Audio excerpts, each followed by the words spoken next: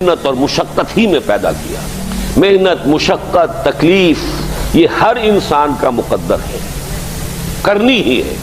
فرق صرف یہ ہوتا ہے کہ کسی کی مشقت اور محنت جسمانی زیادہ ہے، اینٹیں ڈھو رہا ہے غریب، کسی چلا رہا ہے۔ کسی کی محنت مشقت ذہنی زیادہ ہوتی ہے، بیٹھا ہوا تو ہے آرام کرسی پر، ریوالونگ چیئر ہے بڑی آرام دہ، لیکن اس کی جو ذہنی مشقت جو وہ کر رہا ہے، جو جسمانی مشقت کرتا ہے وہ رات کو پاؤں پھیلا کر سوتا ہے، چاہے روٹی بھی پوری نہ ملی ہو، لیکن اسے پتہ نہیں ہوتا رات کب گزر گئی۔ اور یہ دوسرے جو ہوتے ہیں انہیں رات کو بھی نیند نہیں آتی، مخملی گدیروں پر بھی نہیں آتی، انہیں ضرورت ہوتی ہے ہپنوٹکس کی بھی، سیڈیٹیوز کی بھی، ٹرینکولائزرز کی بھی، یہ ساری چیزیں وہاں چلتی ہیں، اس لیے کہ ان کی جو کوفت ہے وہ کسی اور قسم کی، لیکن بچا ہوا کوئی نہیں ہے۔ محنت، مشقت، قرآن نے اتنی قسمیں کھا کر اللہ نے کہا ہے، ہم نے انسان کو، یہاں کسی انسان کی تخصیص نہیں ہے۔ محنت، مشقت، اور اس محنت مشقت کے ساتھ اس میں غالب نے ایک اور رنگ داخل کیا ہے، اس کے ساتھ غم بھی۔ مثلا حیوان اور انسان میں کیا فرق ہے؟ بیل ہے، کولو چلا رہا ہے، مشقت تو وہ بھی کر رہا ہے۔ بار برداری کا اونٹ ہے، بوجھ ڈھو رہا ہے ادھر سے ادھر تک، محنت تو وہ بھی کر رہا ہے۔ انسان محنت بھی کرتا ہے، مزید اس کو رنج اور غم جو سابقہ اس کو پیش آتا ہے۔ بیل کو پتہ بھی نہیں ہوگا میری کو اولاد بھی ہے، نسل بھی ہے، وہ کوئی بیمار ہے، کس حال میں ہے۔ گائے کو بھی اپنے بچے کی خبر ہوگی، وہ چھوٹا سا جب ہے دودھ پیتا ہے، اس کے بعد اسے کیا پتا وہ کہاں گیا کہاں نہیں ہے۔ انسان کو جو تکلیفیں جھیلنی پڑتی ہیں، پھر جو غم جھیلنے پڑتے، وہ حیوان کے لیے نہیں ہے، یہ انسان کے لیے۔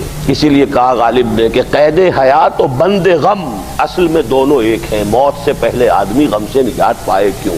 تو یہ مشقت اور غم دونوں کو شامل کر لیجئے۔ انسان کا معاملہ حیوان سے بدتر ہے اس پہلو سے۔ کبھی کسی بیل کو، اونٹ کو وہ صدمہ نہیں ہوا ہوگا کہ بیٹا نے سینے تان کر کہا ابا جان آپ چھوڑیے، آپ کیا باتیں کرتے ہیں، آپ دقیانوسی باتیں کرتے ہیں، اب زمانے کا رنگ بدل گیا۔ وہ جو بوڑھے باپ کو جو اس وقت صدمہ پہنچتا ہے، یہی ہے وہ جس پر میں نے اپنی جوانی کھپائی ہے، جس میں میں نے اپنے آپ کو انویسٹ کیا ہے۔ آج یہ میرے سامنے کھڑا ہو کر کیا کہہ رہا ہے؟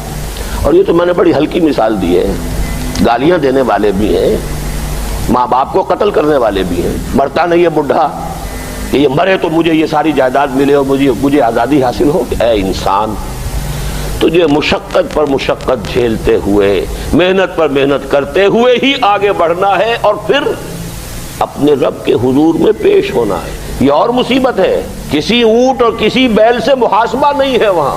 اس روز کہے گا کافر کاش میں مٹی ہوتا، انسان بنا ہی نہ ہوتا میں، جسے آج ہم بہت بڑا شرف سمجھ رہے ہیں، شرف انسانیت۔ کاش کہ میں مٹی ہوں، یہ انسان کی حیثیت مجھے دی ہی نہ جاتی کہ میں آج یہاں کھڑا ہوں جواب دے کے۔ حضور نے فرمایا کل نفس یغدو فبائع نفسہ فموتقھا وموبقھا۔ ہر انسان جب صبح آنکھ کھلتی ہے، رات کے سونے تک وہ اپنے آپ کو بیچتا ہے۔ کوئی جسمانی مشقت اپنی بیچ رہا ہے، شام کو 100 روپے لے کر آیا ہے، اس نے اپنی جسمانی محنت بیچی ہے نا۔ کسی نے اپنی ذہنی محنت، ذہنی صلاحیت بیچی ہے، چاہے وہ ڈاکٹر ہے، چاہے انجینئر ہے، کوئی اور ہے، وہ اپنی ذہنی صلاحیت بیچ رہا ہے بیٹھا ہوا اپنے کلینک میں، اپنے آفس میں۔ بائع نفسہ، اپنے آپ کو بیچتا ہے۔ یہ بیچنا تو ہر ایک کا ہے، ہر شخص بیچ رہا ہے اپنے آپ کو۔ کوئی بدبخت وہ ہے جو یہ ساری مشقت جھیل کر بھی رات کو جہنم لے کر آیا ہے، کر مشقت بھی جھیلی اور لے کر بھی آیا آگ کے انگارے، اس لیے کہ حرام کاروبار کیا۔ کوئی وہ ہے جو اس مشقت کے بعد اپنے نفس کو جہنم کی آگ سے چھٹکارا دے کر آتا ہے۔ بیچا، جائز جگہ بیچا، جائز طریقے سے بیچا، بیچا اس نے بھی، محنت اس نے بھی کی، مشقت اس نے بھی کی، لیکن اس نے اپنی مشقت کے نتیجے میں اپنے آپ کو برباد کر لیا۔ تو جب آزمائش میں کوئی پڑے گا تو پتا چلے گا نا کہ کھرا ہے یا کھوٹا ہے۔ آزمائش میں نہیں آیا، امتحان میں نہیں آیا، کوئی تکلیف آئی نہیں، تو وہ کھرے اور کھوٹے گڑمڑ رہیں گے، ملے جلے رہیں گے، دودھ کا دودھ اور پانی کا پانی جدا نہیں ہوگا۔ کیا لوگوں نے یہ سمجھا تھا کہ وہ چھوٹ جائیں گے صرف یہ کہنے پر کہ ہم ایمان لے آئے اور انہیں آزمایا نہ جائے گا؟ ہم نے تو آزمایا ہے ان سب کو جو ان سے پہلے آئے۔ تو یہ تو یوں سمجھیے کہ اس راستے کا ایک مستقل معاملہ ہے، جو آئے سوچ سمجھ کر آئے کہ یہ شہادت گاہ الفت میں قدم رکھنا ہے۔ لوگ آسان سمجھتے ہیں مسلمان ہونا۔ جس نے کہا آمنت باللہ، ہم نے آزما لیا، سچ مچ کا یہ ہم پر ایمان کا دعوے دار ہے یا جھوٹ موٹ کا دعویٰ کر رہا ہے؟ یہ سچ مچ کا عاشق ہے یا جھوٹ موٹ کا عاشق ہے؟ ظاہر بات ہے کہ امتحان نہ ہو، آزمائش نہ ہو تو کیسے ان کے مابین تمیز ہوگی؟ کہہ تو دیا سب نے آمنت باللہ۔ اب ذرا تھوڑی دیر کے لیے ہم بھی اپنے گریبانوں میں جھانکے، ہم بھی کہتے ہیں نا اللہ کا ہمارا ایمان ہے اللہ پر، آخرت پر، رسول کا عشق کا بھی دعویٰ ہے، اور جب نعتیں ہم سنتے ہیں تو بڑے جھومتے ہیں، لیکن یہ کہ واقعتاً آدمی جھانکے اپنے قلب کی گہرائیوں میں کہ یہ ہم کتنے کچھ سچے ہیں اپنے اس دعویٰ ایمان میں۔ جہاں کوئی معاملہ آیا، اگر ہم اس دین کے اس حکم پر عمل کرتے ہیں تو اتنا نقصان ہوتا ہے، اس حکم کو پیچھے ڈال دیں تو اتنا نفع ہوتا ہے۔ سچ بتائیے کہ ہم میں سے اکثریت کا فیصلہ کس بات کی طرف جائے گا؟ دین کا حکم پس پشت، دنیاوی مفاد وہ مقدم۔